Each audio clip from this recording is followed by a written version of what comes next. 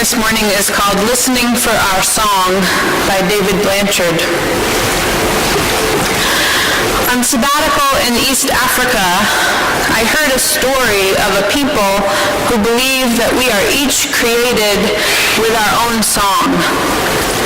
Their tradition as a community is to honor that song by singing it as welcome when a child is born, as comfort when the child is ill, in celebration when the child marries, and in affirmation and love when death comes. Most of us were not welcomed into the world in that way. Few of us seem to know our song. It takes a while for many of us to figure out which is our song and which is the song that others would like us to sing. Some of us are slow learners. I heard my song not necessarily from doing extraordinary things in exotic places, but also from doing some pretty ordinary things in some routine places. For every phrase I heard climbing Kilimanjaro, I learned another in a chair in a therapist's office. For every measure I heard in the silence of a retreat, I heard another laughing with my girls. For every note I heard in the wind on the beach at Lamu, I gleaned more from spending time with a dying friend as her children sang her song back to her. What came to astound me was not that the song appeared, but that it was always there. I figure that the only way I could have known it for my own was if I had heard it before memory went to work making sense and order of the mystery of our beginning. Our songs sing back to us something of our essence, something of our truth, something of our uniqueness. When our songs are sung back to us, it is not about approval, but about recognizing our being and our belonging in the human family. It is good to know our songs by heart for those lonely times when the world is not singing them back to us. That's usually a good time to start humming to yourself that song that is most your own. They can be heard as songs of love or of longing, songs of encouragement or comfort, songs of struggle or of security. But most of all, they are the songs of life, giving testimony to what has been, giving praise for all we're given, giving hope for all we strive for, giving voice to the great mystery that carries each of us in and out of this world.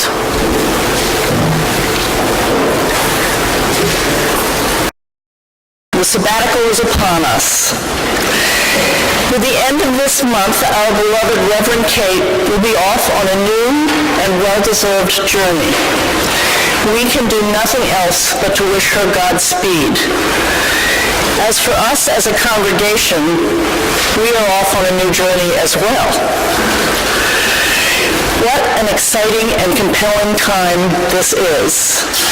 It is an opportunity for us to take ownership and be in fellowship in a whole new way. We are tending to the health of our minister, and we are giving ourselves space for congregational growth. We will learn so much about each other in these coming months. We are so much more than our minister. I mean, yes, I know she is extraordinary in all that she does, but look around you.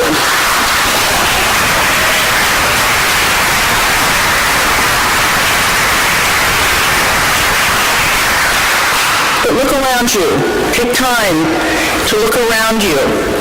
This is our beloved community, without which where would we be? I've been a member of this meeting house for more than half my life. I have seen many ministers come and go, and I've continued to be involved, even if I did not resonate with a minister. Why? Because of you. I have stuck it out. This congregation has witnessed my passage through time, and I have always felt the love and support and commitment. I have learned the meaning of community because of you. So don't go away, please. Join us and help us learn to be in community in this new way. Those of us who were here during the last ministerial sabbatical can attest to the exciting opportunity we face. This is our home. Let's keep it alive and growing. If you know people who say they only come here for Kate, reach out and encourage them to be a part of the Meeting House family in this new way. We need each other, and we need to stay healthy, happy, and productive, and be a loving and vital meeting house for Kate to come home to.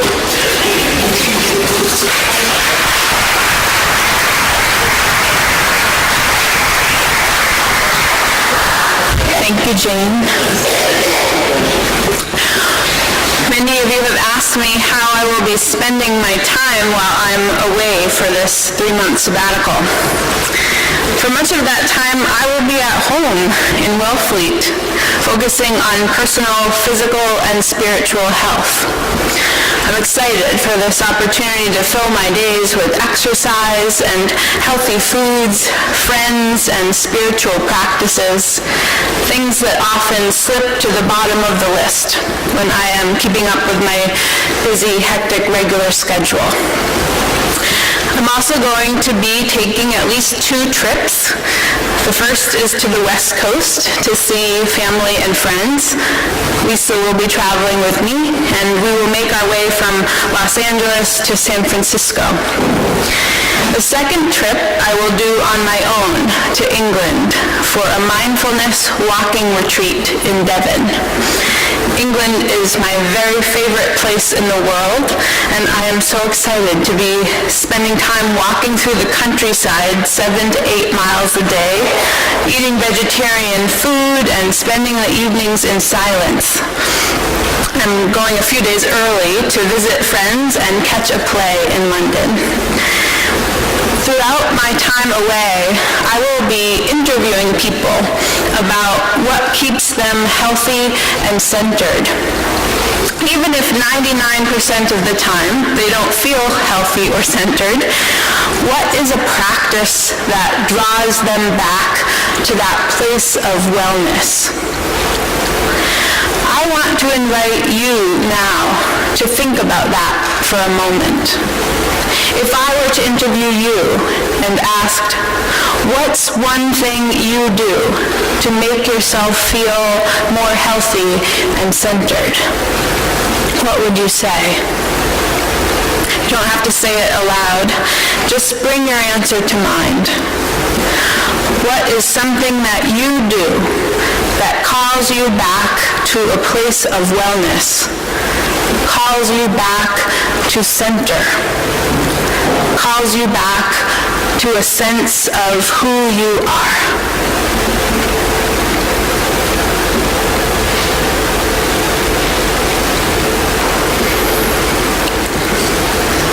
I hope that somewhere during these 3 months, you get to spend time doing that thing, those things that keep you well.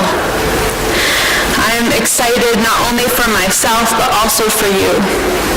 This sabbatical is also an opportunity for you, the UUMH community, to grow and center yourselves. Who are we apart from each other?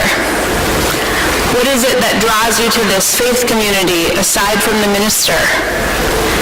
Can you grow into a deeper sense of ownership when space is made for that? How will you be caring for one another?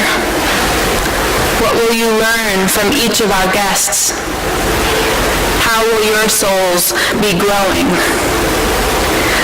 I can't wait to hear the answers when I get back. David Blanchard says, our songs sing back to us something of our essence, something of our truth, something of our uniqueness.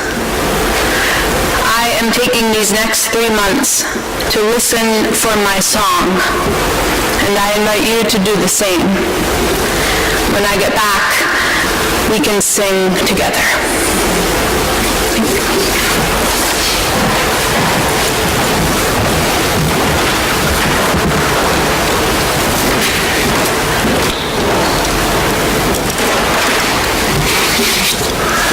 So as both Jane and Kate have mentioned, this 3-month sabbatical period is an exciting time for all of us. And we are all, including Kate, going on a journey. To reflect that this morning, we are going to be packing our bags for this sabbatical journey. 1 bag for Kate and 1 bag for the meeting house.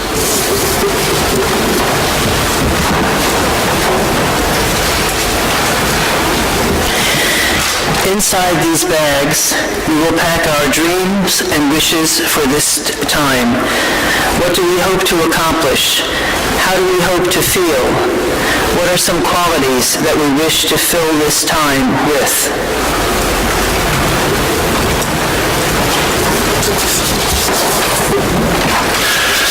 Members of our worship committee are now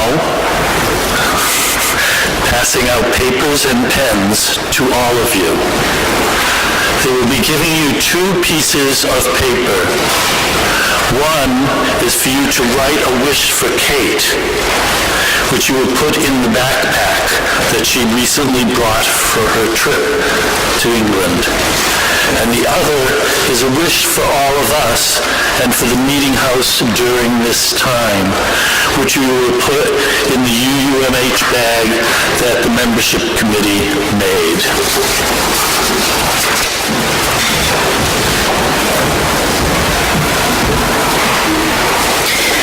Take some time now to write down your wishes, and when you're ready, you can bring them forward.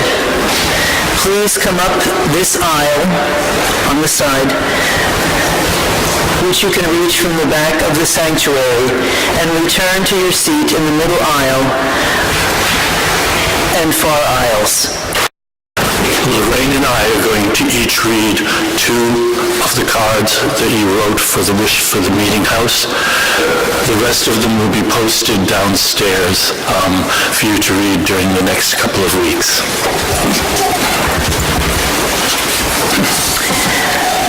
The wish is for us to be kind to each other. The wish is for a stronger community. The wish is creativity, a step into the unknown with courage and faith, coming together in support of each other. The wish is, may we all learn and encourage thoughtful and soulful discourses and maintain strength in Kate's absence.